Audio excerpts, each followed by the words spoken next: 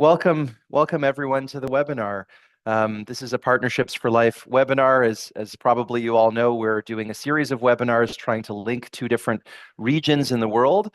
And today, the two regions that we will be pulling together are the Americas and Africa. So we'll be hearing from speakers from Nigeria and Mexico. A couple of quick things to start off with. The first one is that you would just have been in the holding room seeing the Pan American Conference, Pan American Conference, which is occurring in Minneapolis. That's happening from the 19th to the 22nd of November. If anyone still hasn't booked their spot, please do come and join us. And let me just check really quickly with Professor Osafo, who I see has just been able to manage to get in. Joseph, would you like me to introduce the first speaker, or it was going to be Dr. Sheikh, Professor Sheikh? Or are you okay to do that? I think I've been upgraded. You've been upgraded. So we like to do it, yes. Thank you very much. And good afternoon to all of you. We're happy to be part of this. And we're happy you are here.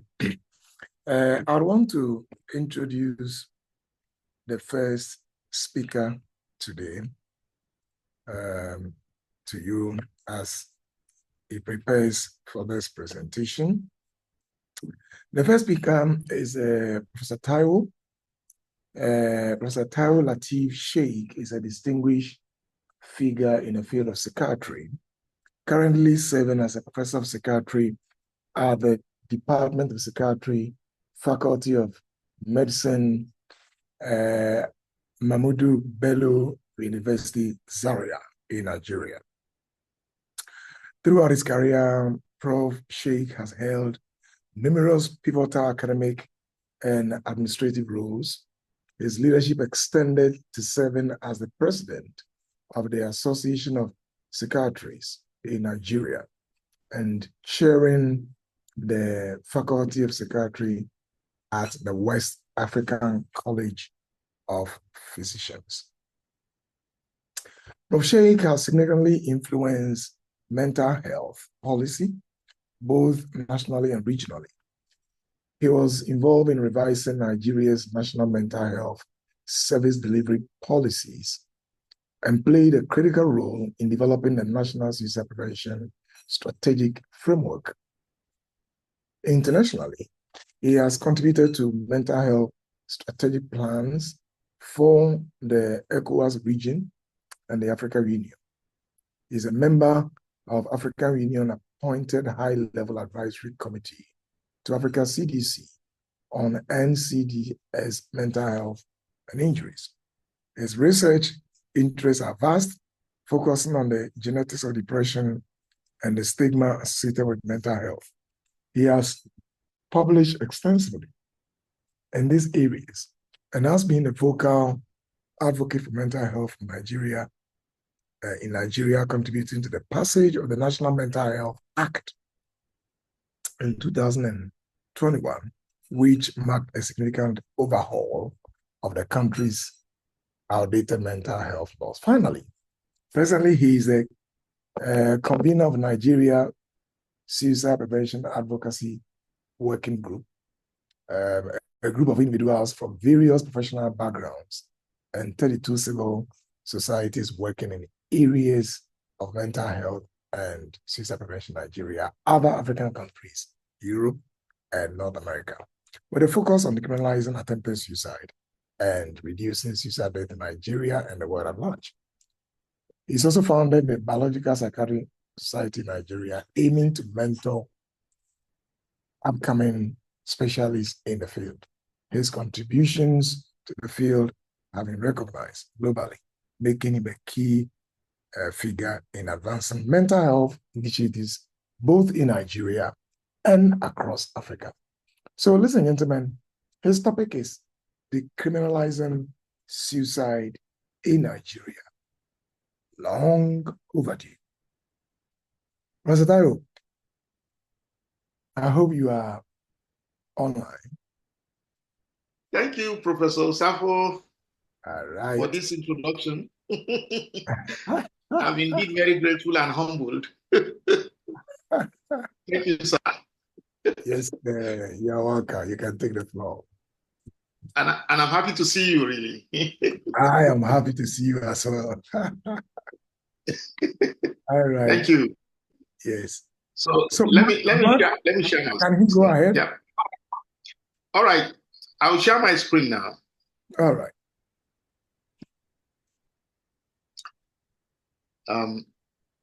Can everyone see my screen? It's loading. So maybe at my end is now loading. I don't know whether the others can see. Can the rest of you see? Maybe my... Not yet. Not yet. It is Okay, loading good. for us too. Yeah. There. All right. See it now. There we go. It's here. Good. Great. Please, you will have to pardon our weak network, and that's why it's a little bit slow. Yeah. But we'll still manage. I have disabled my video in order to reduce the demand for bandwidth. Right. I hope to be able to carry on with this. Thank you very much. I'm very grateful to ISP and Partnership for Life in Africa, and especially Professor Joseph Osafo and members of the Partnership for Life for inviting me to come and participate in this webinar. The title, as Professor Osafo has mentioned, is National Suicide Prevention Conference that we had, and the theme was Decriminalising Attempted Suicide in Nigeria, which is long overdue. He has given you an introduction of who I am and my affiliation. So I'm going to take it this way. My acknowledgement and advocacy learning from Nigeria, overview of the conference objectives that we had, the importance of changing the narrative on suicide, and then I'll talk a little bit the statistics and trends of suicide in Nigeria in a very narrative way as an advocate. I usually don't like to bore people with too much tables and charts. I like to say it the way people will understand. And then finally, I'm going to say something about why now. Why do we need to decriminalize now? And then I'll share some of the photos that we had during the conference. It was the first national conference on suicide prevention in Nigeria that took place on the 10th of October 2024 at the capital city of Nigeria in Abuja. We had about 150 physical participants and about 600 virtual participants registered for the conference. So my acknowledgement is first, we acknowledge the souls lost to preventable suicide in Nigeria and all over the world. The society indeed failed them. Persons presently under the distress of thoughts of dying by suicide, they should know that help is here. Keep your hope alive. We listen to you as you are not alone. We care and we love you. Members of the Nigeria Suicide Prevention Advocacy Working Group, we salute you, your sacrifices, tenacity, courage, and dedication to humane cause. So these are my acknowledgements, and I want to appreciate members of the Nigeria Suicide Advocacy Prevention Working Group for their support and for providing the platform for me to be able to provide this information. So I am the Africa lead for Lifeline International. And I got appointed last year. And shortly after that, Lifeline launched the global campaign for decriminalization worldwide. And this happened in October 2023. It was an open impact campaign, and a campaign brief was developed, which was based on latest research in terms of global suicide trend. And the opening statement of the campaign brief is says that some 1.2 billion people live out of reach of impactful suicide prevention resources with entrenched stigma. It further on stated that 25 countries remain, in 25 countries, suicide remains a crime, with approximately 850 million people globally. And that 27 countries, the legal status of suicide is unclear, which represents approximately 370 million people. When you put this together, you are talking about 1.2 billion people globally who are somehow affected. And then the campaign brief, you can find it online and you can go through it. It's very much available. And this was what we presented as a global campaign. Are you a change maker to be able to get advocates to come on board? The criminalization of suicide is gaining momentum. Here is how we can help. And then we went ahead to develop an app that will help you identify country situations regarding suicide globally. Once you log on to www.25crimes.org, you register, you create your own profile, and you have access to it. You'll be able to get data on the suicide prevention in the world and criminalization of countries where suicide remains a crime in the world. Now, we moved on to, take our campaign to Africa. And our first stop is Africa CDC, which is the Institute of Health for Africa. We got their buy-in. We studied the strategic plan for mental health in Africa, developed by Africa CDC, in which I participated. And one of the key objectives of the strategic plan is the reduction of death as a result of suicide and self-harm. And we felt that we can key into that strategic plan. There is also another objective there to be able to remove laws that limit access to care for people who have mental health issues and people who have suicidality issues. On those two grounds, we felt that we can key into this strategic plan. And 3 countries were identified by Lifeline International to be supported towards suicide prevention, towards provision of helplines for suicide prevention, and towards decriminalization of suicide. Malawi, Kenya, and Nigeria were the 3 countries that were proposed, and we wrote them, and we got cooperation of the government of these 3 countries.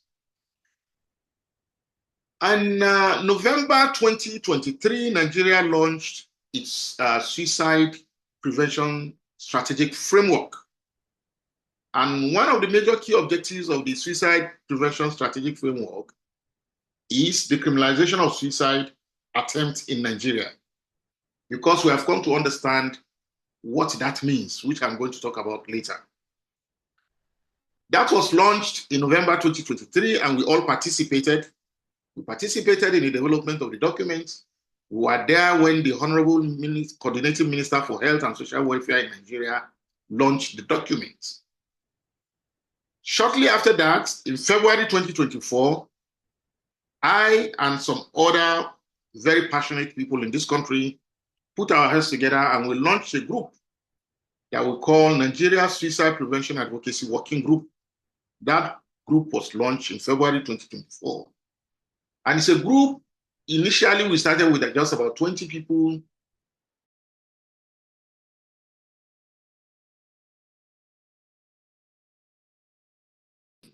That are members of that group. What are we doing? It's all about advocacy and awareness campaign. We initiate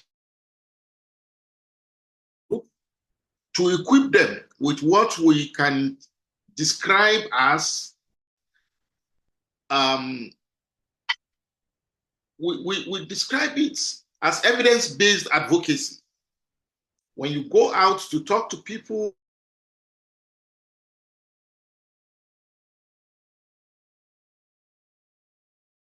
we started this campaign with awareness among the group, And then gradually we moved this awareness out. We were running workshops, we were running webinars. And on the 10th of September, we ran a very big webinar, virtual webinar, to mark the World Suicide Prevention Day. And we have over 700 people across the world that registered for that webinar. And we didn't stop there. We went ahead to now launch a National Suicide Prevention Conference. And the conference is in Nigeria. And we were able to bring people together, especially those that we consider very important stakeholders with regards to decriminalization of suicide in Nigeria. So we were able to get the Ministry of Justice involved, the Ministry of Health involved, the Ministry of Youth Development involved, and we also got some other agencies of the government, and we got foreign missions that were also in attendance. We got the legislative arm of the government involved. They participated, the National Assembly. So it was a big conference that really now, brought it to limelight why attempted suicide should be decriminalized in Nigeria. What was the conference objectives? We had three major objectives of the conference. The first is to examine the legal and policy framework, critically analyze Nigeria's existing laws and policies related to suicide and mental health, with a focus on the implications of decriminalizing suicide attempts in Nigeria. Advocate for the decriminalization of suicide attempts, emphasizing the need for legal reforms that prioritize mental health care over punitive measures. The second key objective was assess suicide prevention services in Nigeria, evaluate the history and current state of suicide prevention interventions in Nigeria, identify gaps in service provision, and propose strategies for enhancing the accessibility, quality, and effectiveness of these services, and explore cultural and religious influences, and investigate how religious, traditional, and cultural beliefs in Nigeria shape societal attitudes towards suicide and influence policy decisions. Discuss approaches for integrating culturally sensitive and inclusive practices into suicide prevention efforts in Nigeria.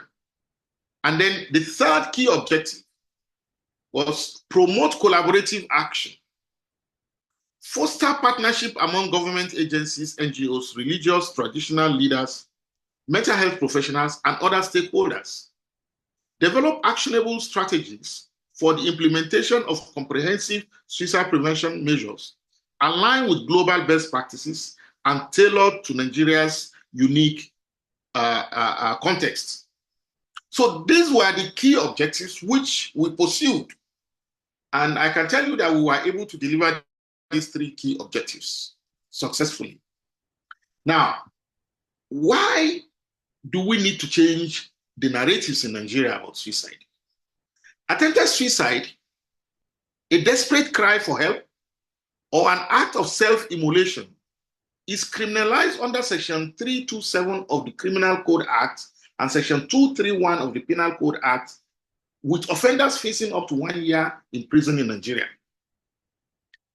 The very existence of this law serves as a stark reminder to those struggling with mental health and psychosocial issues that their suffering is not only misunderstood, but condemned by the society.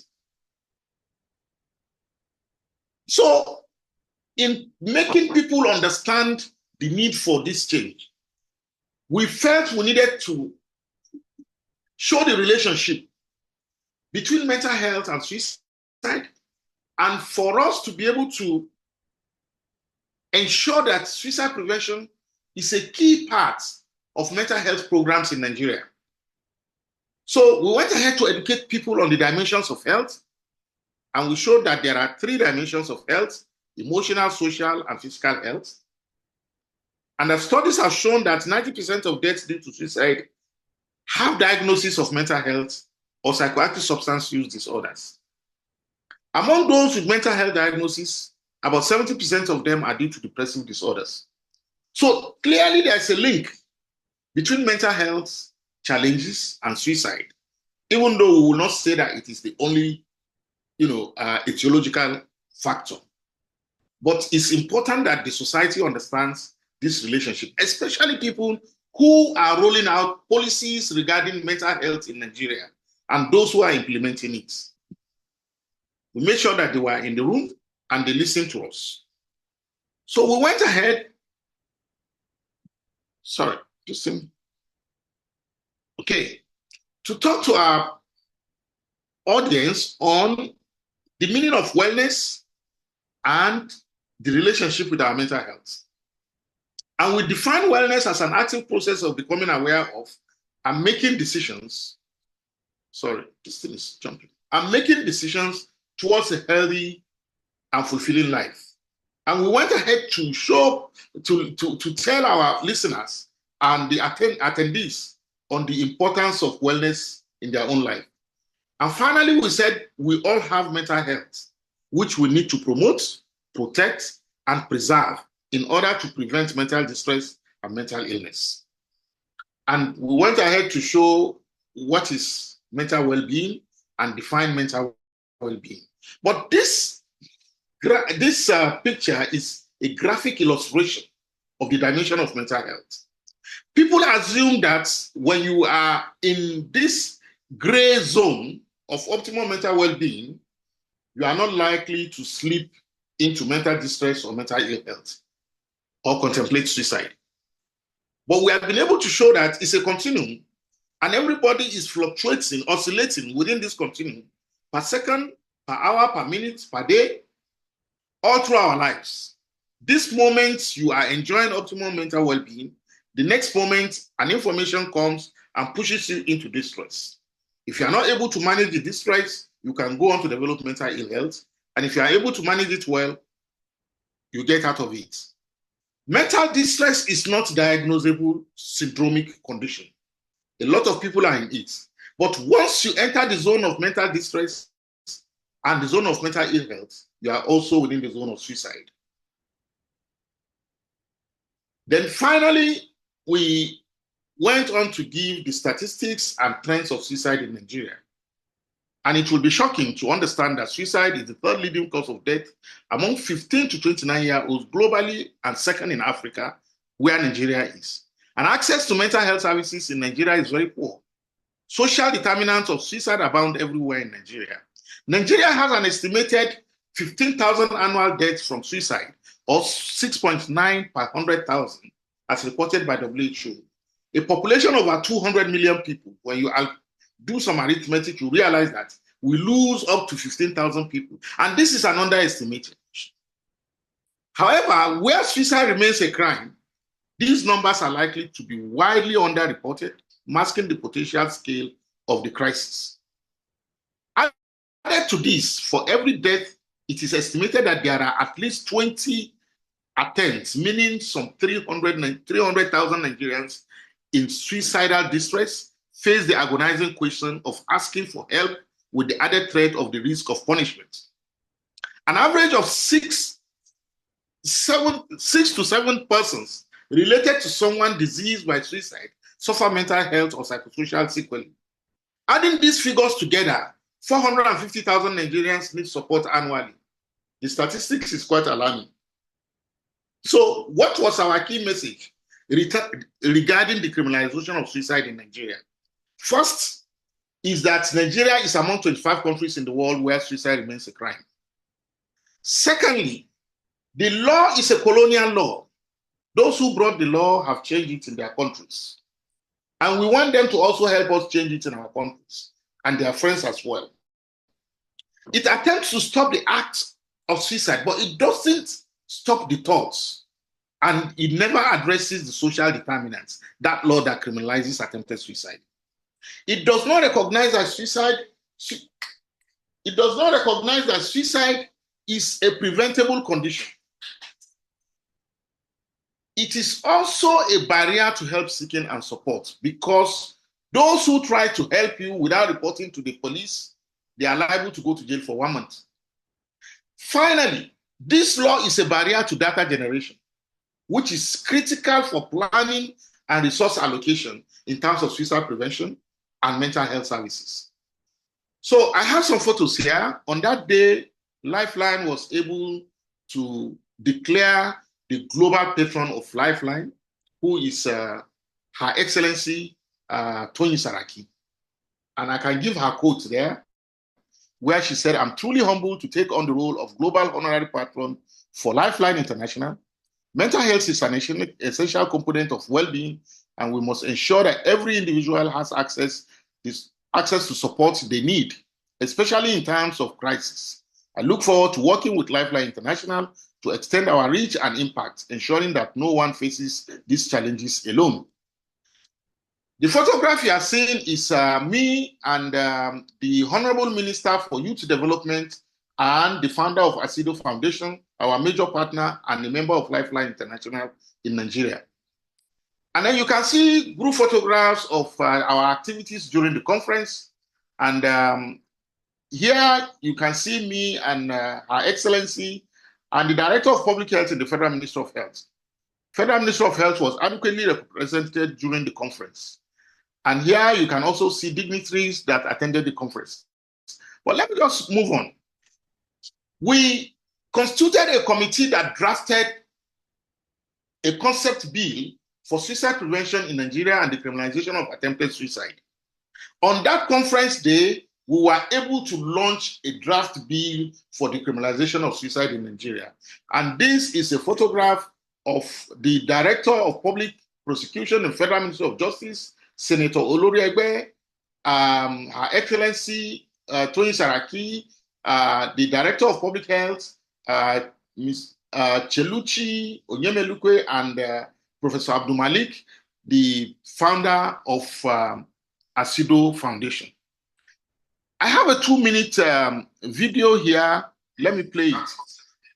Is the Federal Ministry of Justice invited to the So this is an opportunity for us, even though the Federal Ministry of Health has the privilege of putting the together. We now have the difficult representation to our chairman to present to the Honorable Coordinating Minister for Health and Social Welfare. Thank you, sir.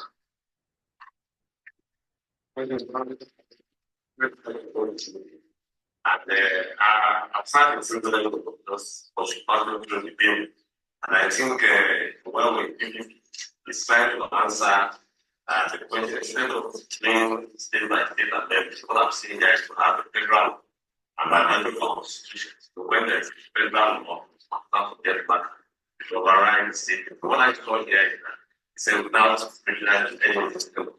The Sudan now from the public case. So therefore, I have the honor privilege presented the legislative and implementing ministry. But it's so not really difficult because the way it is now, I think they are hoping that they are the second bill. I will try to have what's really present, but I hope we abstracted without presentation. We should know that in 20 years, the deadline can be 3 years. So when people understand something like that, what's the alternative? All the supporting, actually, the software supporting. We should be able to pass the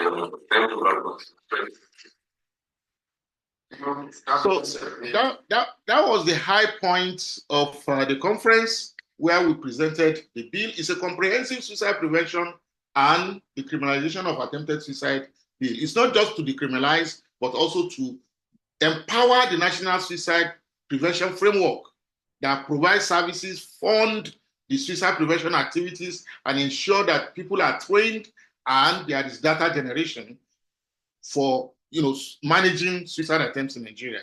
We went on to develop key media points for our members that are being interviewed by the press. So essentially, that's what we did, and I thank you very much for listening to us.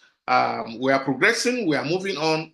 It's an evidence-based advocacy campaign and very active involvement of whole society, community-based, person-centered approach to suicide prevention in Nigeria.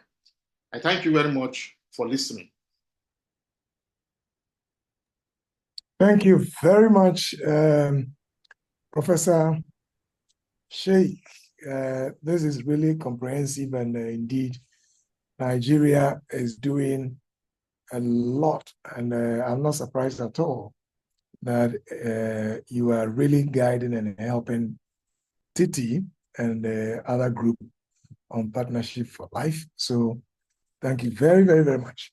We want to open the floor for 2 or 3 questions so that we get the response from Professor Sheikh to the questions. If is there anybody on who wants to ask questions, please, you can drop your question in the chat room, and those we can pick quickly. We will just let the professor respond to that for us.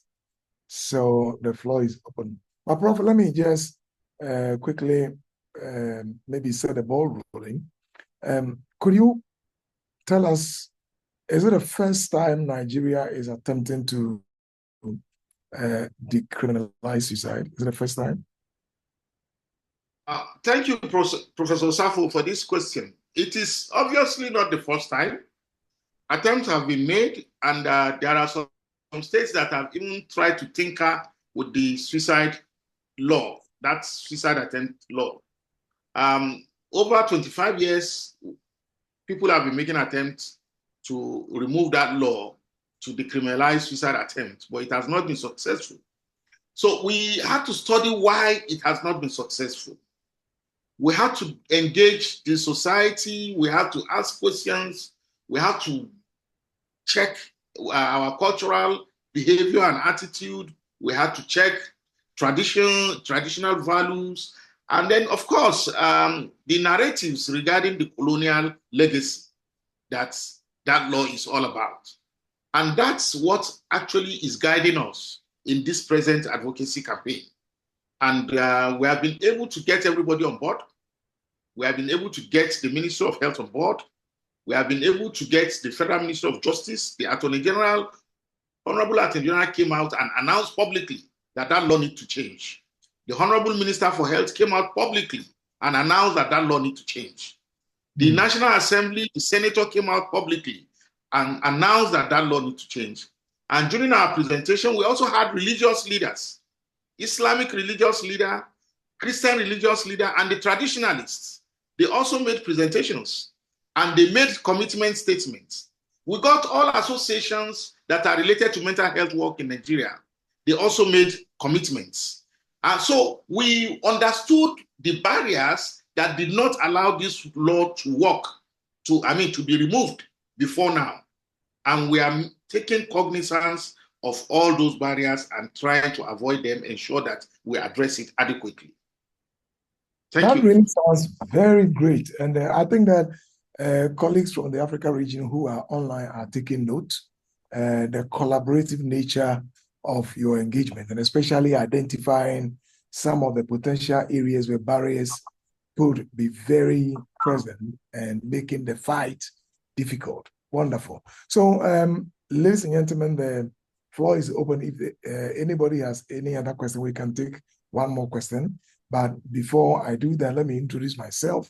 My name is Joseph Osafo, a professor of clinical and health psychology, working at the University of Ghana at the psychology department. Currently, directing the affairs of Center for Aging Studies. I'm the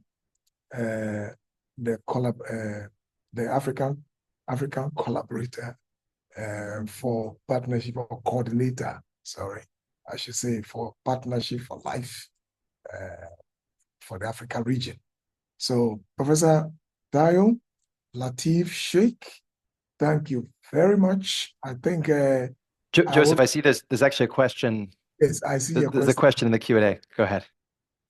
The question says, this is from John Bosco. Oh, John Bosco, amazing, right here. What is the funding landscape? Prof, I hope you are listening. What is the funding landscape for suicide prevention in Nigeria? Did your organization work with the Ministry of Education, who should fund more research in Nigeria through the TET Fund? Prof, I hope you heard the question. Yes, I had the question very well. Suicide, like we said, you really cannot separate suicide from mental health issues. And we have a Mental Health Act that has, is a law that has created a fund for mental health. And the law that we are proposing to decriminalize attempted suicide in Nigeria is also proposing that a suicide prevention unit should be established within the Department of Mental Health. Right. Which means once that fund is available, being a unit within the Department of Mental Health, there will be budgetary provision for suicide prevention activities in the country, because the Department of Mental Health will make it budgetary provision, and the unit must also be part of that budget. Not only that, we are working with organizations and individuals that are also ready to contribute into suicide prevention fund that is outside the Mental Health Act. Right. And we believe once that unit is established, a special suicide prevention fund will be created within the suicide prevention unit of the Department of Mental Health within the Federal Ministry of Health. And we're expecting that states within the country will domicile this law. And if they domicile this law, it means they will also create such units within their ministries. And such fund will also be available for suicide prevention. Now, let me say something about TED Fund. TED Fund is a tertiary education research fund made available by federal government through taxations of various companies in Nigeria. Organizations and individuals submit their proposal just the way we submit grant application proposal. So anybody who submits application to TED Fund will be subjected to review. And if it scales through the review process, then it will be funded. So it is not like just money that is given to people to go and spend. So we encourage our people, our researchers, to submit proposal for grant support from TED Fund so that that money will be available for suicide prevention research in Nigeria. Thank you. Thank you very much, ladies and gentlemen. Because of time, let me profusely thank Professor Taiwo, Lateef, Sheikh for such a wonderful presentation that gives us a broad overview and perspective of what is happening in Nigeria, the most populous country in Africa. And so, you know, they are our big brothers. So we have to give them time to tell us what is happening. Prof, thank you very much. If you have some time, we want you to just stay hooked, because I'm handing it over to my friend Mark to tell us who is next. And I think that you want to listen to what the other person also has to tell us. Thank you very much, Prof. Thank you, Professor Osafo. I will definitely remain and I will listen. Thank you. Wonderful. Wonderful. Mark, over to you. Thank you so much, and adding my thanks to Professor Sheikh as well for a really fascinating presentation. And forgive us at the beginning for we had a bit of technical difficulty, so we didn't introduce ourselves. I know that my esteemed colleague and friend Joseph Osafo has just given his introduction. I'm his counterpart, Mark Sinyor from the University of Toronto, working in the Americas. And just one quick additional thank you to my research coordinator, Daniel Sanchez Morales, for helping to organize this webinar. Please do put questions in your Q&A, either for the talk that's coming up or the previous talk. We will get to them afterwards. But right now, it is my absolute pleasure to introduce our next speaker, Dr. Karla Patricia Valdés García from the Universidad Autónoma de Coahuila in Mexico. Karla has a PhD in psychology. She's a researcher and professor of psychology in the faculty of psychology at her university.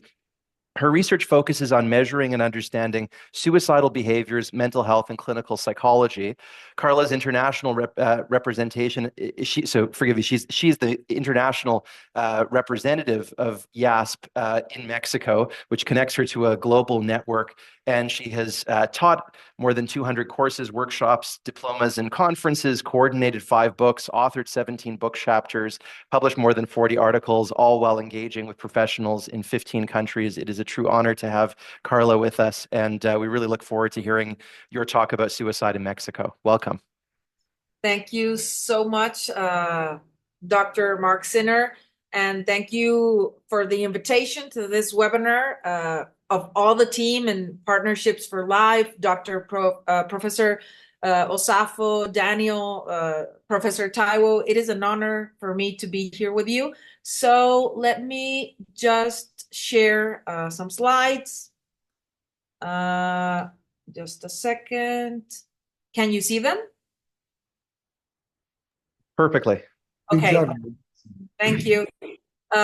So as I was presented, I am a teacher, I'm a researcher in a public university and a clinical psychologist. And my first approach to suicide research was 20 years ago. So that has helped me see how this public health problem has evolved. So today I want to present a general overview of some risk factors for suicide behaviors in Mexico from a social cultural perspective. And also I would like to share some things that we are doing to prevent suicide in our country. So to begin, I would like to give you just a little context for those who don't know much about the current situation in Mexico. So suicide rates, as in the region of the Americas, have been increasing. In fact, our country has reported more than 400 of increase in the last 3 decades. So what we know of 2023 is that Mexico reported a rate of 6.8 suicides for every 100,000 inhabitants, and for every 5 suicides that occur in the country, 4 were from men. And suicide in our country is a more frequent problem in youth. Most suicides occur in people under 40 years. And this is only the data that we have about death by suicide, although we know that there are more cases of suicide attempts and suicide ideation. And it's not easy to analyze the age variable because the reports that are generated by the national agencies, they give us ranges, rates, percentages, and data that is presented year after year in a different way. So that makes it very difficult for us to truly analyze the phenomenon. Still, what we know about last year is that the age range in which most women committed suicide was from 15 to 19 years. And in the case of men, it was from 25 to 29. And well, Mexico is divided into 32 states. And in this map, we can see the 9 states with the highest suicide rates that go from 8.8 to 15. And that these states are mainly located in our borders. And specifically regarding the risk factors, we know that a significant amount of research has been carried out mostly by the country universities. And these research have found traditional risk factors such as addictions, violence, poverty, hopelessness, and many psychopathologies, among others, in our country. But I would like to share with you some elements of the social cultural context and how these risk factors have been presented in our country, in particularly what generates cultural scripts of suicide. So, for example, in Mexico, we have nearshoring, and this has significantly increased business and economy growth, but also migration and other elements of development in several states of our country. And this has been promoting chronic stress that generates psychological work and financial pressure. It makes cities more expensive.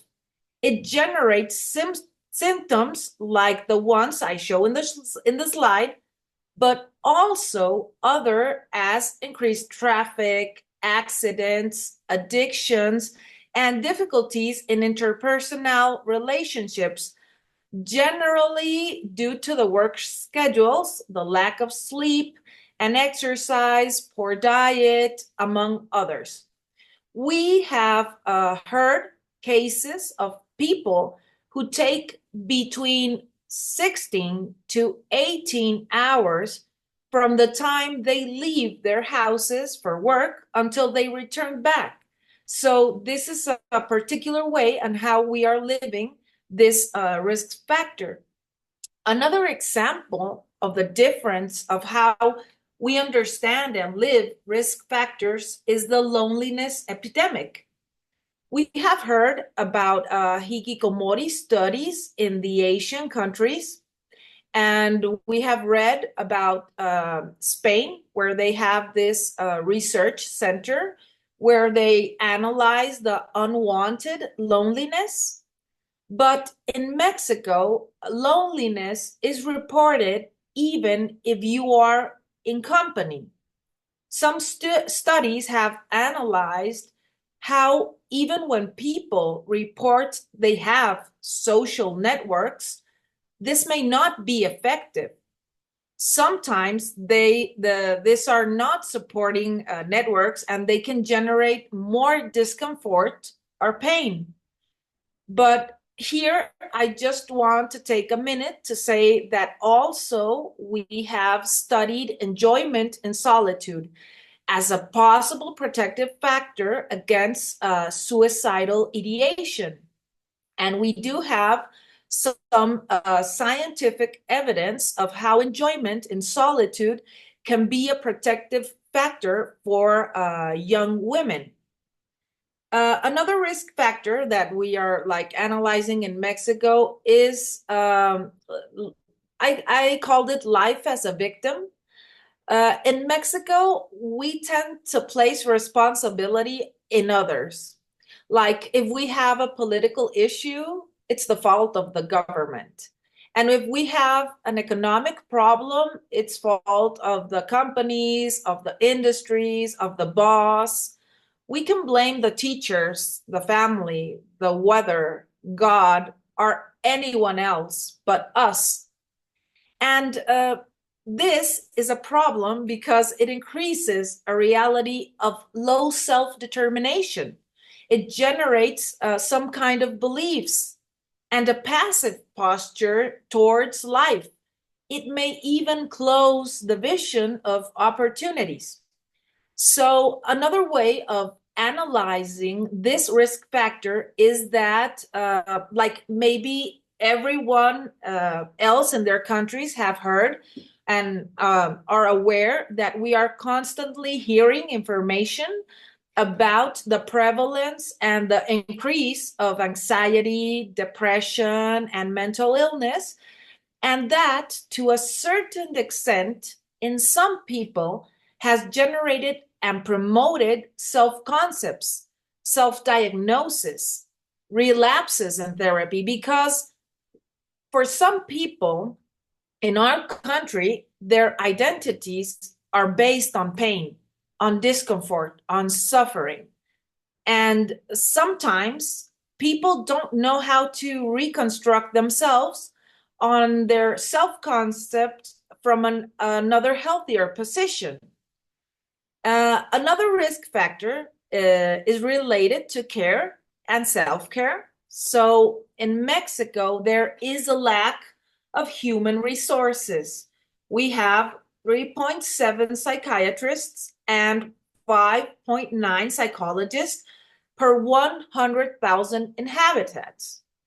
The Public Institute of Health Service, with the greatest coverage in the country, has 1 psychologist per 100,000 inhabitants.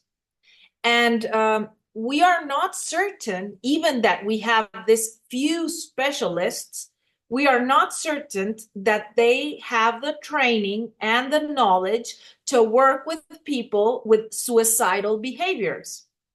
And furthermore, we do not have a strong culture of self-care. It has been found that in studies that we have a lack of regulation and coping strategies upon life adversities. We have difficulties in adherence to mental health guidelines, among other aspects that increase risk. So, what are we doing with these problems? Well, since 2020, we have a national program for the prevention of suicide that seeks to address the problem from a contextual perspective, and it has been working with 5 main objectives: organization and coordination, surveillance, intervention, training, and investigation. But we have very important social, economic, and cultural challenges in the implementation of this program, because we do not have widely developed and reviewed interventions and protocols. There are people who commit suicide when they were or they are in psychological and psychiatry treatment when they die by suicide.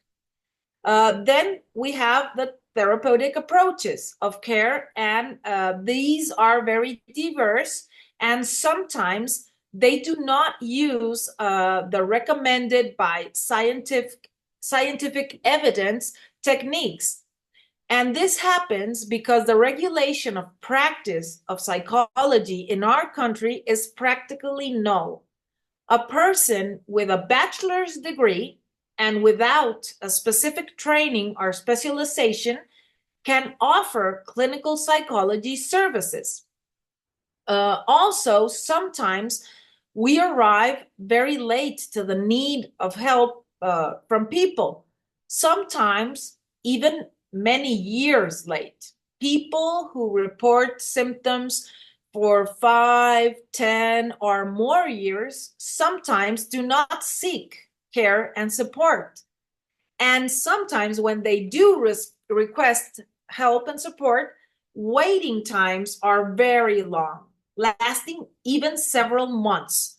And access to private services is very expensive for most people. So that is why also we need to analyze and understand the users more. We need to know who uses the care services, and are they the ones who really need it the most? Are we being effective in our interventions? And what are the characteristics of people that we are working with? And well, even that we have been doing a lot of different interventions and prevention programs, we are still fighting against stigma of those who have mental health difficulties. So as a very brief conclusion, we can say that we still have a very long way to understand, study, and analyze risk factors from a contextual, comprehensive, and gender perspective. We must recognize that prevention, care, and intervention strategies are not giving the results that we need, that we are not clear on what works best for our population, that we continue to import protocols and models from other countries, and that our national plan for the prevention of suicide is not widely disseminated and applied beyond public attention, that the actions that are carried out are disjointed, and that also, although suicide is recognized as a multidimensional problem, it is not addressed in this way. So we need to recognize all these things so we can improve and make it more effective. As I said before, we need to think about the actions from the user's position, and I think we're not doing that enough in our country. And finally, we need to create cities, states, and country in a country where support, well-being, and hope can be really available to all. So thank you very much for your attention. Let me just stop sharing so maybe we can check for some Q&As.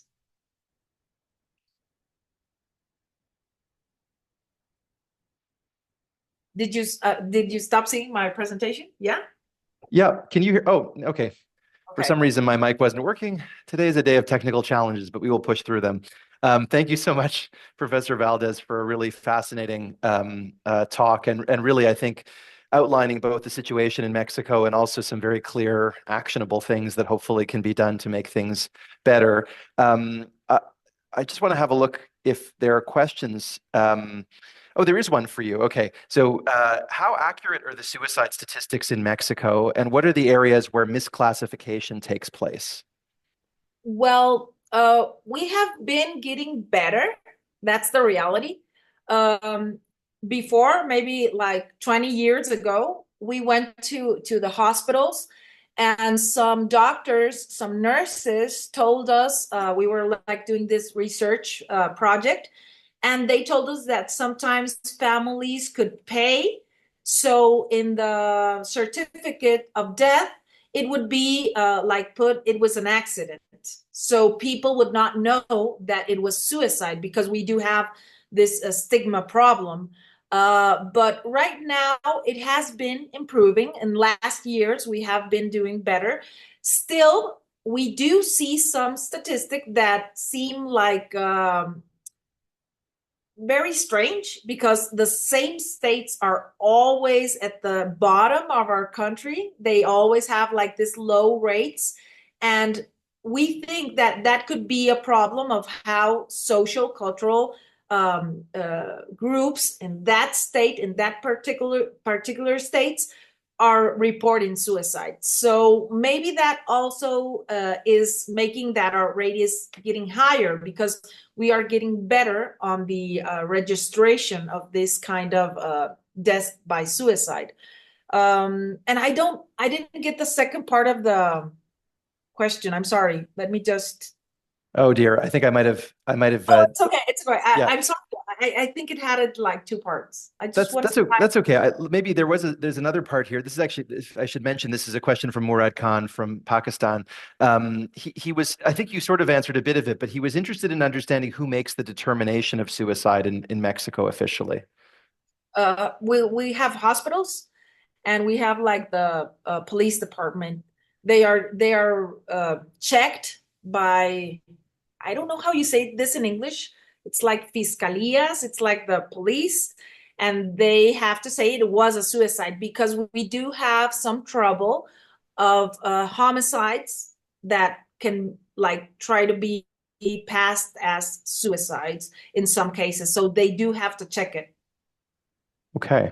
A few other questions here, and then maybe we'll open it up to both speakers.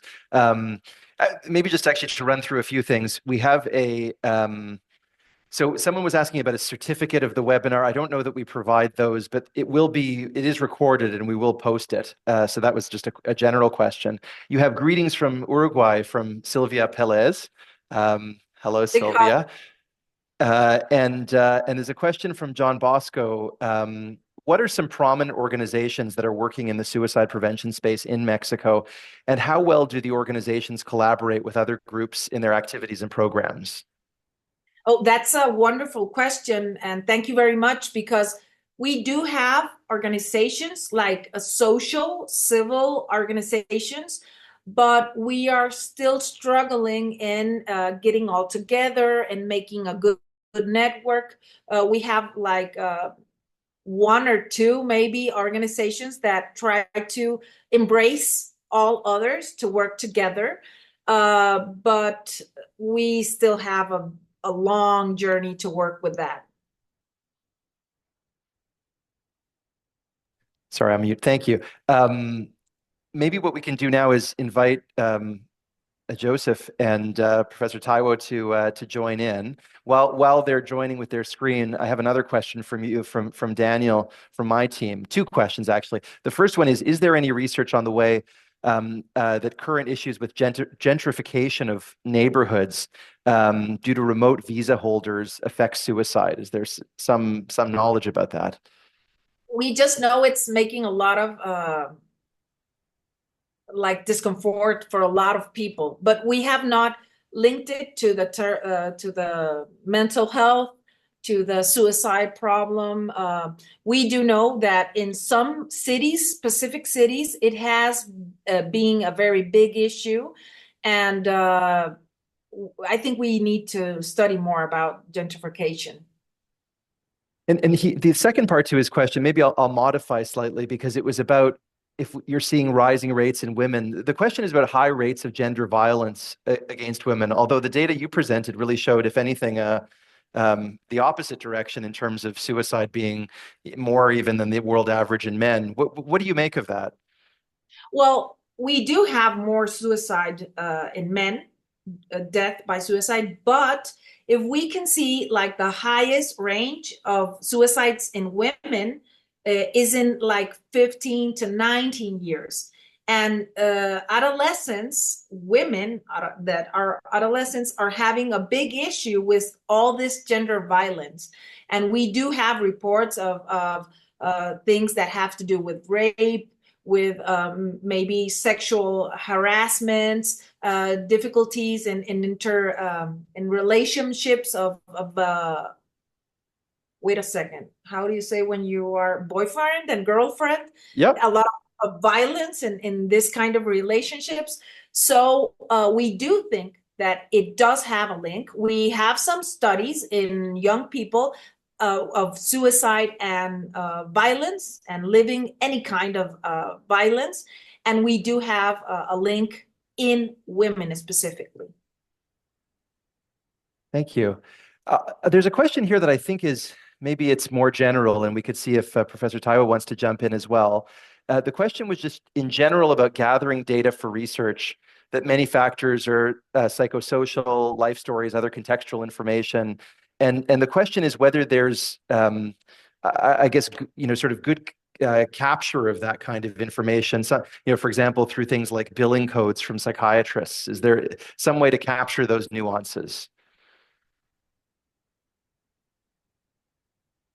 I can tell you we often don't in Canada. I'm assuming from Karla's look that maybe not so much in Mexico. What about in Nigeria? Yeah. Can you take the question again? I didn't get it well. The question is really if there's some ability through some kind of registry data, whether it's what clinicians write or things like that, to gather some of the key risk factors that go into suicide so that you can look at them at a population level. Well, just like Professor Karla has mentioned, suicide is not adequately reported as it should be because of this law that criminalizes attempted suicide. So even if you go to the hospitals, you will not get accurate data on suicide, because if they report it as suicide, then it is subjected to police investigation. And there is a lot of stigma associated with police investigation. The moment people see police coming to your house, it's a problem.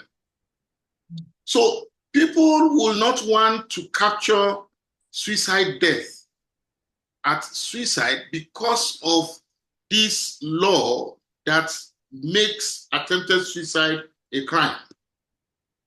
And that is a major problem regarding data mining of suicide in this part of the world. Yes, and in fact, it's my reaction to that is that this issue of police, even in countries where suicide is decriminalized, like here in Canada, if there's a mental health crisis, historically they sent police, and that was a big problem that we're trying to fix. So that sounds like something worth discussing everywhere, actually. I don't want to exclude Joseph. Joseph, do you want to read a few questions, or you want me to continue? Whatever you wish. I think I saw one question. I don't know whether that's been addressed, but that's Rose Catherine. She says, I just feel frustrated. Just a minute. I just feel frustrated. I think it's a few weeks ago, a teenager, an athlete, committed suicide because of physical abuse in a small village in Philippines. Is this situation same in Mexico and Nigeria? So I think it goes to both of you, Karla and Patricia and Taiwo. Is it the same in Mexico and the same in Nigeria? Well, we do share a lot of frustration in Mexico about this concern, principally with minors. We know cases of minors that want to seek help, that are struggling with a suicidal ideation, even with several attempts. But if their parents do not give the consent for them to go to get some help, or to talk with a psychologist or a psychiatrist, anyone, if the parents don't give their acknowledgement, then they cannot receive any kind of help. And sometimes parents don't want them to go to seek help because sometimes they're hiding physical abuse or psychological abuse or sexual abuse. And this is something that we are working on, trying to improve.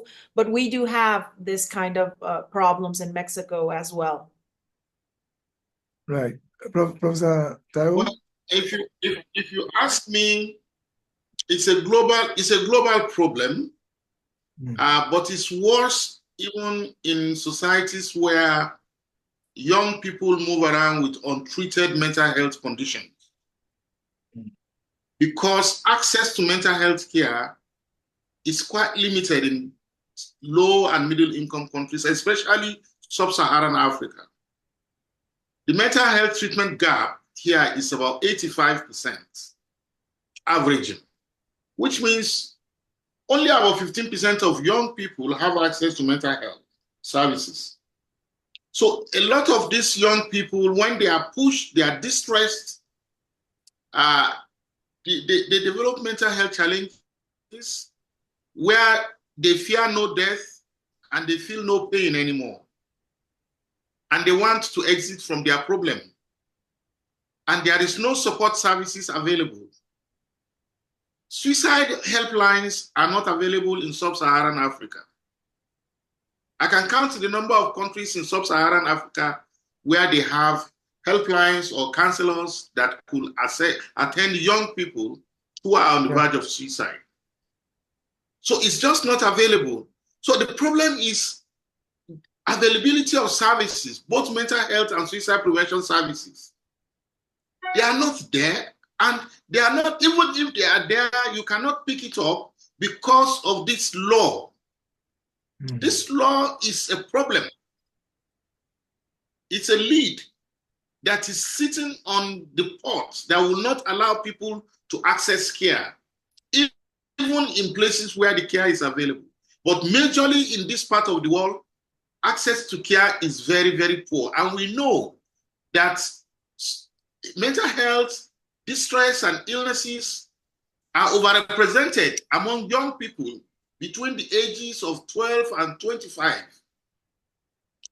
So, and where the services are not available, then that compounds it, because in this part of the world, social determinants of suicide and social determinants of mental health are abound everywhere.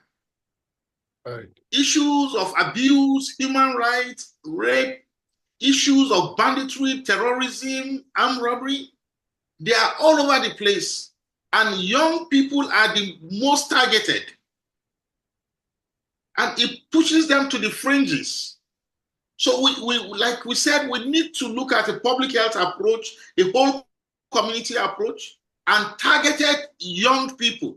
In Africa, suicide is the second leading cause of death among 15 to 29-year-olds. So it's a huge problem here. It is. Thank you. Over. I think there are two more questions quickly. Mark, if you don't mind, let me pick them up quickly, and then I think we can run up.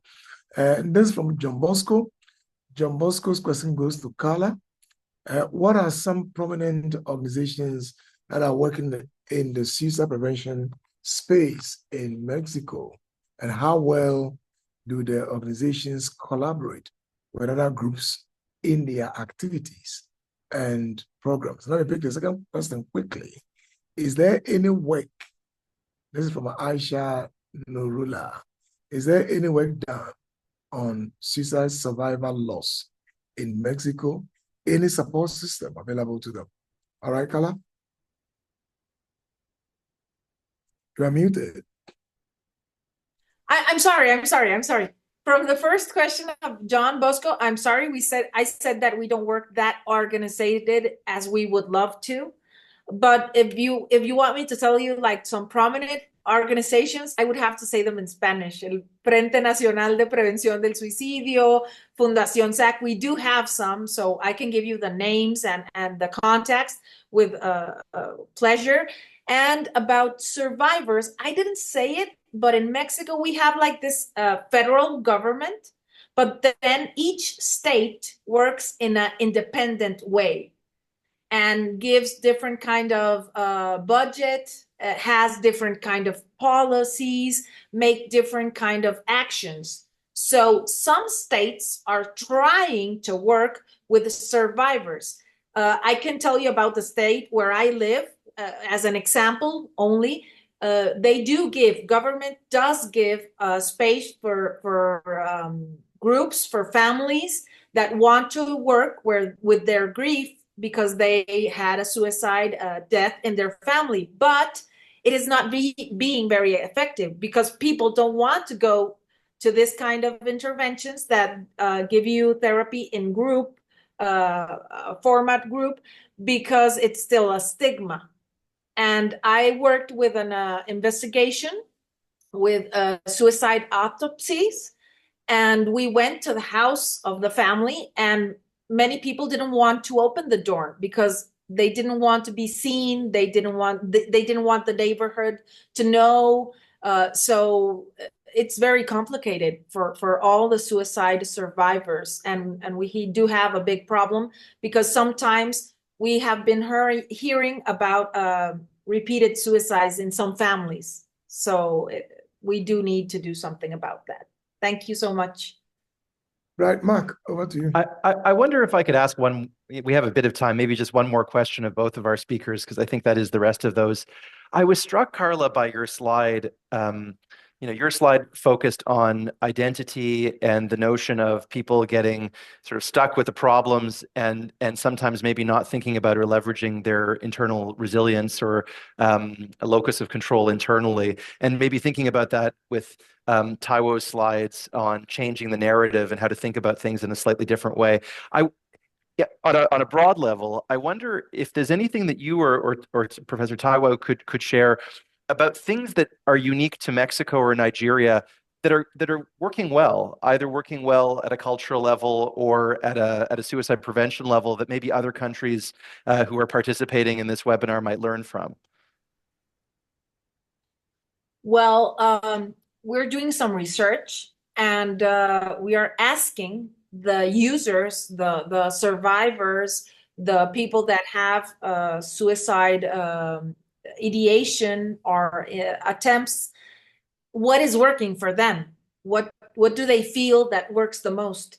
And in our country, it's a lot about our relationships, like having good family relationships, good love relationships, when they feel like they're with someone that can hear them, that can be with them, that can understand them.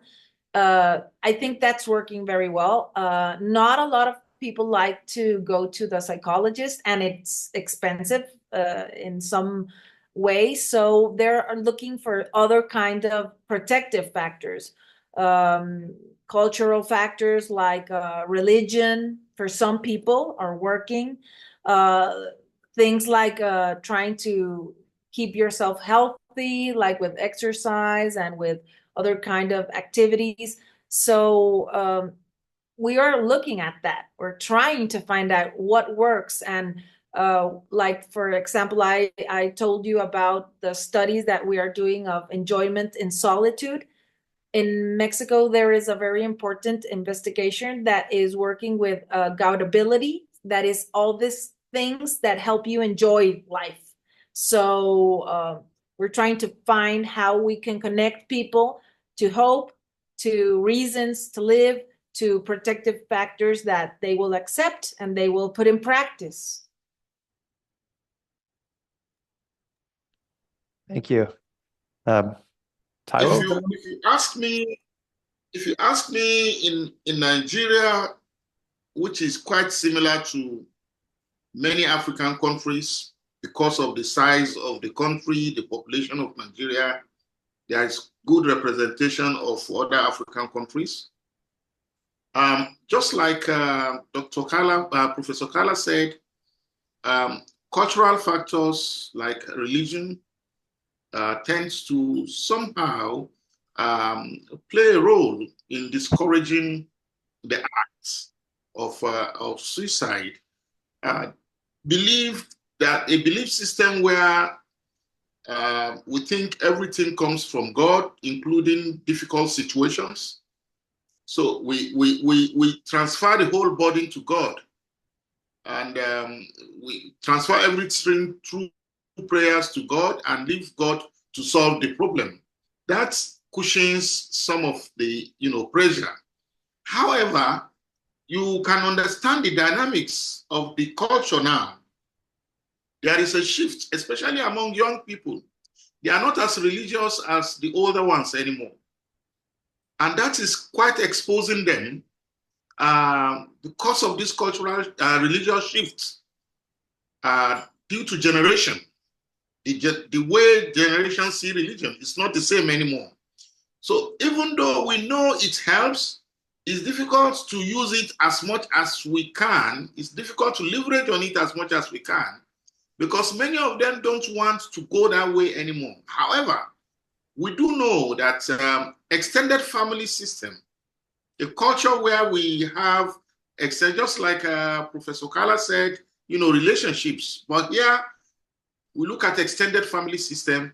We are always together. Families don't live just as nuclear families in this part of the world. In Nigeria, you have cousins, you have second, third cousins, everybody living. Somehow somebody will pick up when you are having such distresses and you get someone to talk to. Being able to find somebody to talk to is very critical. It's a critical intervention in suicide prevention. So if you are in a community where you are always surrounded by people, that in itself could also be a positive factor for suicide prevention. And our society is not sophisticated. We don't have access to suicide prevention services. So we still rely on these, presence of people around us, someone is able to talk to you, someone is able to check on you. If they don't see you, 1 day, 2 days, somebody will go and look for you. And that in itself is a major positive factor that we need to build upon in this part of the world. Thank you. Mark, if you don't mind, then we have how many minutes? Like 5 minutes? Right. So I just wanted Professor Karla to maybe share a little bit light on the issue of the preponderance of externalizing, especially within Mexico, that people often want to look beyond them for the reasons for which they are going through some challenges. They are likely to blame government.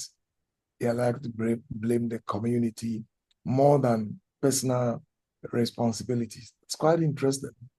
I just want to hear more about that. Is it because of the potential, the preponderance of, let's say, social interventions available or expectation of social interventions? Because when I look at this from the African perspective, people are likely to look within themselves because they know the resources are almost not available. And so they are rather a bit resilient. You better carry your weight or nobody does that for you. So I'd like you to just share a little bit on that for me.